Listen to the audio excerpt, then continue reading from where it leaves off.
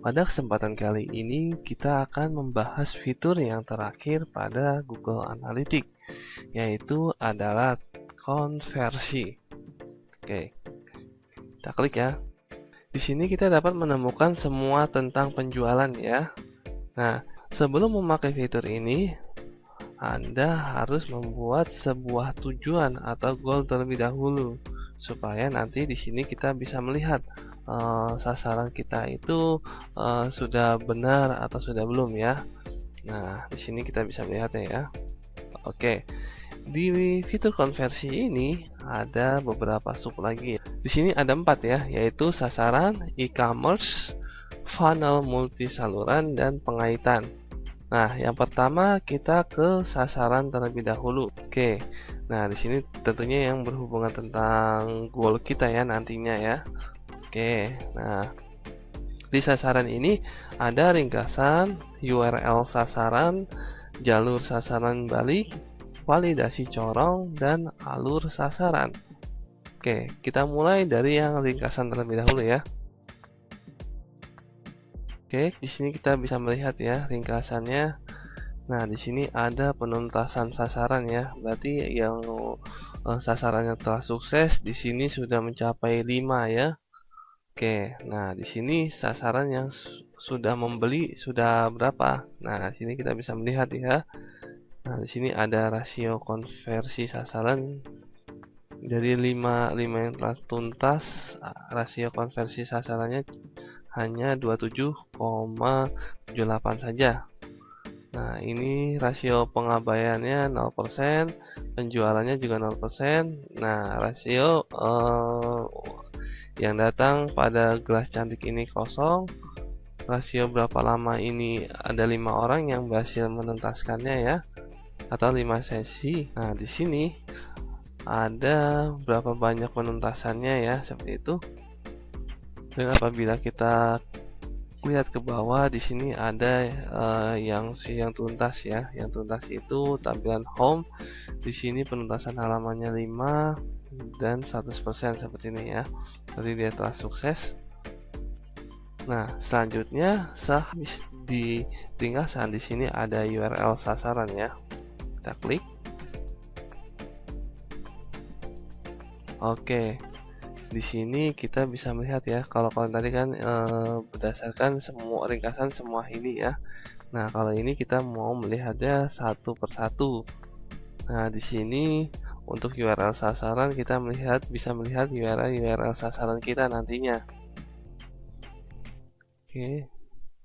Nah, di sini juga kita bisa memilih sasaran apa yang mau kita tampilkan. Sasaran penjualan, sasaran gelas cantik, berapa lama atau berapa banyak, seperti itu ya. Nah, kalau ini kita sasaran untuk home ya, atau semua sasaran. Nah, semua sasaran yang di sini yang berhasil ada 5 sasaran ya. 5 kali sasaran itu telah berhasil. Nah, tapi di sini tidak melakukan penjualan seperti itu ya. Nah, nanti di sini kita bisa melihat sasaran kita itu sudah menghasilkan sesuatu atau belum gitu ya. Oke. Nah, lalu di sini ada jalur sasaran balik.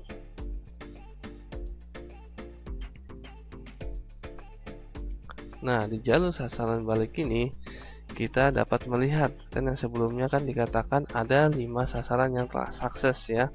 Nah, di sini ya dia menyebutkan lebih rincinya ya. Oke, di sini terdapat 1 2 3 ya. Ada 3 perinciannya, yaitu pertama dia sebelum ke sini dia ngapain dulu. Langkah pertamanya dia ke sini, dan langkah keduanya atau langkah sebelumnya lagi dia entrance seperti itu ya. Nah, langkah-langkahnya ini berbeda. Sebelum menyelesaikan sasarannya itu dia berbeda. Jadi ini langkah-langkahnya ya. Jadi sebelum menuntaskan sasaran tersebut dia ngapain aja, langkah-langkahnya. Jadi ngapain aja seperti itu ya. Sampai dia benar-benar dari awal atau entrance seperti itu ya. Oke. Nah, selanjutnya di sini ada visualisasi corong. Kita lihat ya, visualisasi corong seperti apa. Oke, visualisasi corong ini memberikan Anda ringkasan tentang wadah atau penyalur konversi sasaran yang dipilih, seperti itu ya. Nah, ini berbeda dengan alur sasaran ya. Kalau untuk laporan ini, dia tidak menunjukkan jalur yang sebenarnya diambil oleh pengunjung sampai ke situs atau aplikasi Anda. Sebaliknya, laporan ini hanya menunjukkan kinerja setiap langkah penyalur dalam hal jumlah masuk dan keluarnya saja, seperti itu ya. Oke. Di sini kita bisa lihat ya, saluran ini diselesaikan dalam 0 sesi dan tingkat konversi corongnya adalah 0% ya. Jadi kalau misalnya sini ada penjualan, nanti bisa kita lihat konversi corongnya itu berapa persen, seperti itu ya. Oke. Nah, lalu yang terakhir di sini ada alur sasaran. Nah, alur sasaran ini menunjukkan jalur yang melewati trafik Anda melalui corong menuju konversi sasaran. Laporan ini dapat membantu Anda mengetahui apakah pengguna membuka konten seperti yang diharapkan oleh kitanya. Nah, atau apakah terdapat masalah seperti bounce rate-nya tinggi atau pengulangan yang tidak terduga, seperti itu ya. Kita bisa melihatnya nanti di sini ya. Oke. Halo teman-teman Baba Studio, berjumpa lagi dengan kami, Baba Studio. Pada pertemuan kali ini kita akan meneruskan dari fitur konversi. Fitur konversi ya. Nah, kali ini kita sudah sampai ke fitur konversi dari e-commerce. Nah, sebelumnya kan kita sudah di sasaran ya. Sekarang kita ke e-commerce seperti ini. Oke.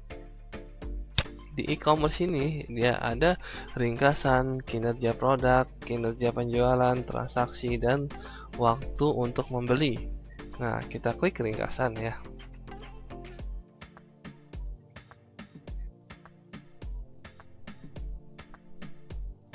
Oke.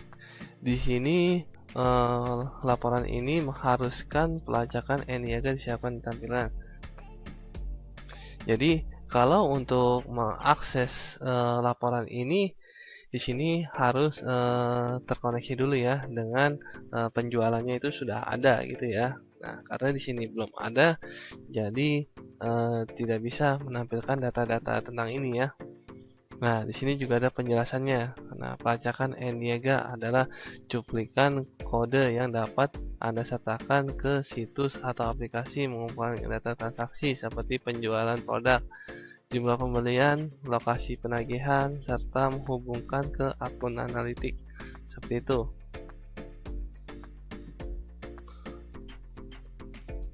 Atau di sini memungkinkan Anda untuk menganalisis aktivitas pembelian di situs atau aplikasi Anda nantinya ya.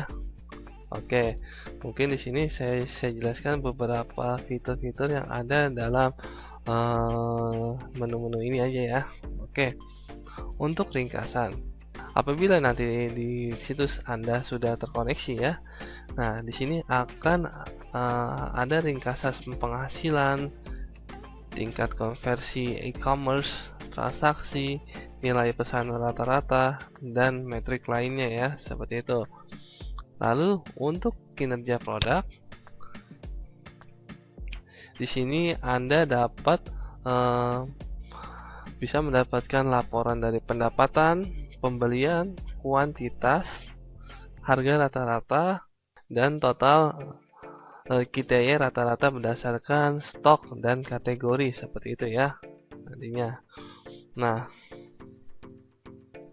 lalu pada kinerja penjualan di sini Anda bisa mendapatkan laporan berdasarkan tanggalnya ya nanti. Nah, di transaksi sini Anda bisa mendapatkan laporan pendapatan, pajak, pengiriman, kuantitas dengan ID transaksinya ya, seperti itu. Nah, selanjutnya waktu untuk membeli.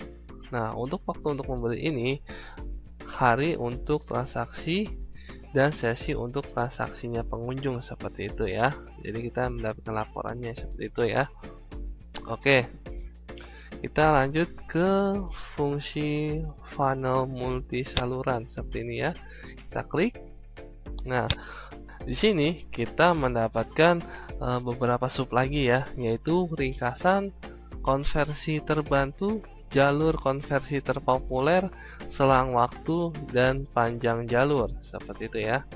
Oke, kita klik ringkasannya.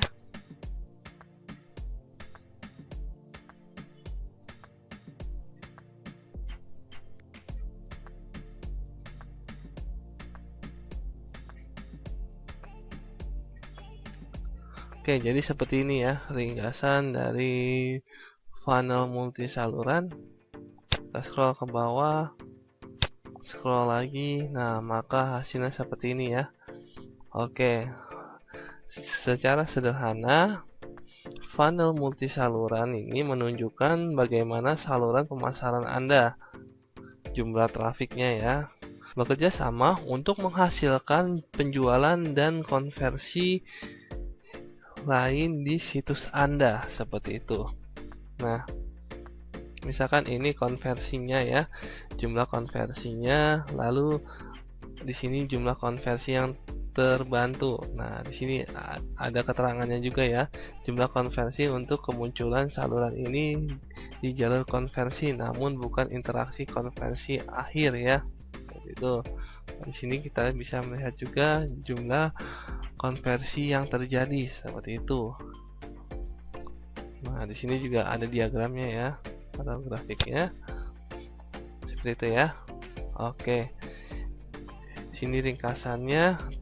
Apabila kita mau melihat detailnya, di sini juga kita bisa melihatnya ya. Di sini ada konversi terbantu. Jadi konversi terbantu ini dua apa aja gitu ya. Lalu ada jalur terpopulernya. Jadi ini biasanya apa tuh 5 koneksi ini atau 2 koneksi ini biasanya lewat mana gitu jalurnya ya. Ada selang waktu di sini ya, selang berapa lama konversi ini bisa berjalan, seperti itu ya. Lalu ada panjang jalurnya si konversi ini berapa, seperti itu ya. Oke.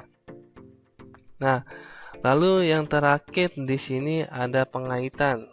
Nah, kita klik pengaitan ya. Pengaitan di sini hanya terdapat satu sub saja, yaitu ada fitur perbandingan model.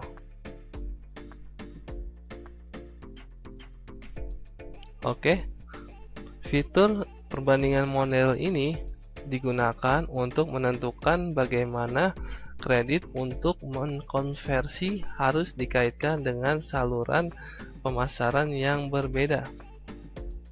Oke, di sini kita bisa membandingkan model-model konversinya. Nah, misalkan di sini ada konversi terakhir, konversi non langsung, konversi klik Google Ads, interaksi pertama, linear, penerusan waktu, berbasis posisi, seperti itu ya. Nah, coba saya akan jelaskan satu-satu ya tentang ini.